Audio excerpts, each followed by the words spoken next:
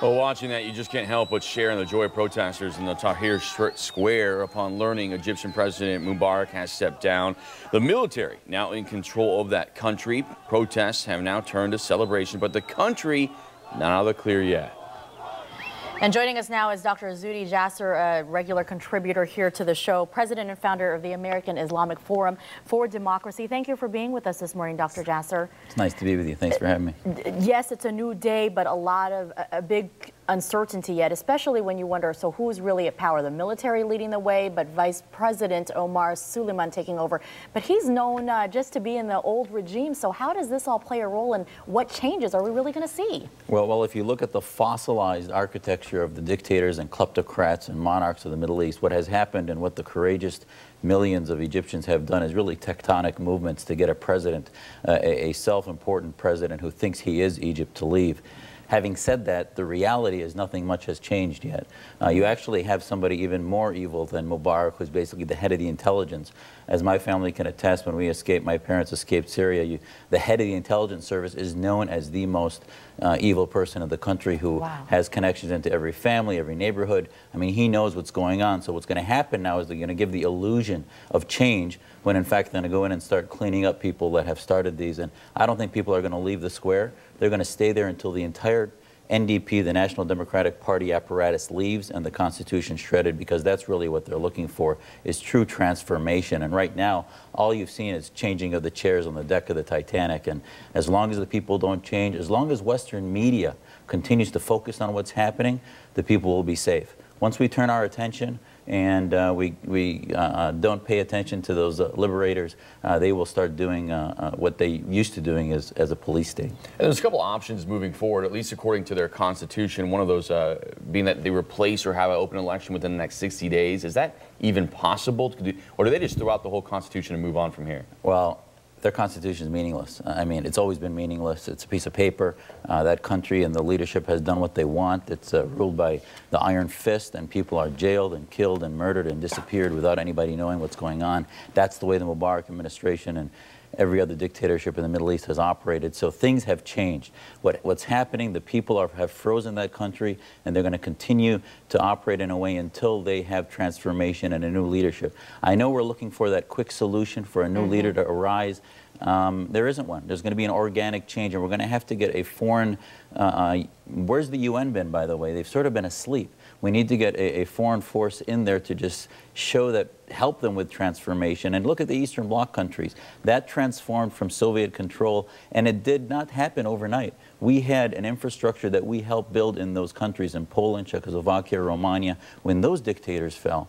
And I think we need to start doing the same thing. We need a president and a State Department that's going to stick to principle and say that we're going to be in this for the long haul to help the people of Egypt, because this may spread to other countries.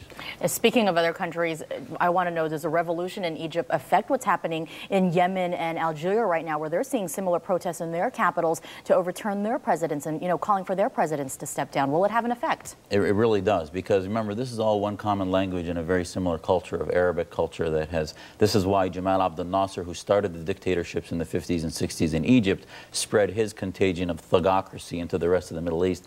Now you may see a transformation, and that's why we as a country need to get on the right side of history. We stand for liberty and freedom. We can no longer let them see us propping up dictators and doing things that actually perpetuate the type of frozen civilization they've had because of the police states there. And yes, I know we have concerns about the Brotherhood and Islamist regimes coming up after that, but the way to fight that is to have a war of ideas. The reason the Brotherhood and radical Islam has flourished is because Mubarak and others have allowed it to flourish. They've created an environment where they can't reform Islam and do the work our organization is doing to separate mosque and state and counter terror. If we want a Middle East that's secure and starts to reform and modernize, you need to get rid of the dictators to do that. And the Yemenis and the Algerians, as they start seeing the taste of freedom of what the Egyptians have been successful in doing, I think that you will also see some more of these protests.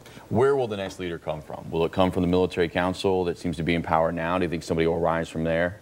Well, that's where Mubarak came from, was within that. Yeah, and Suleiman's from the military group, and they'll continue to show this illusion of change if the same regime is in place. If that whole regime goes and they actually have a revolution where the government is scrapped, God only knows where it's going to come from. Somebody organic, sort of like you saw Václav Havel or any of those that came out of the organic changes in Poland. Someone really coming out of almost the streets. Exactly. Maybe the Google executive we saw, or somebody who is from the youth group, from the young leaders that says this is about new, modern Egypt, and we're going to learn about true democracy and begin to build institutions that can help them grow and become part of the modern world. So bottom line is we really won't see that much change until the entire regime, including the vice president, Suleiman, including the military leaders, who I remember has been called Mubarak's poodle at one point. So they're still all in line following him, and you got to wonder where their loyalties lay. Yep, it's about the party. Remember in Iraq, we went in, Saddam didn't leave until we found him in a snake hole. But the Iraq didn't change until the Ba'ath Party leadership was decapitated and removed, the entire party leadership. Same thing in Egypt. Until you change the NDP leadership and scrap that whole party, it's going to continue to be the same old guard. All right. Dr. Jasser, we sure appreciate your joining us this morning and your thoughts, and I'm sure we'll be seeing you again as we follow the developments in Egypt in the revolution. Thank you so much. Thank you, sir.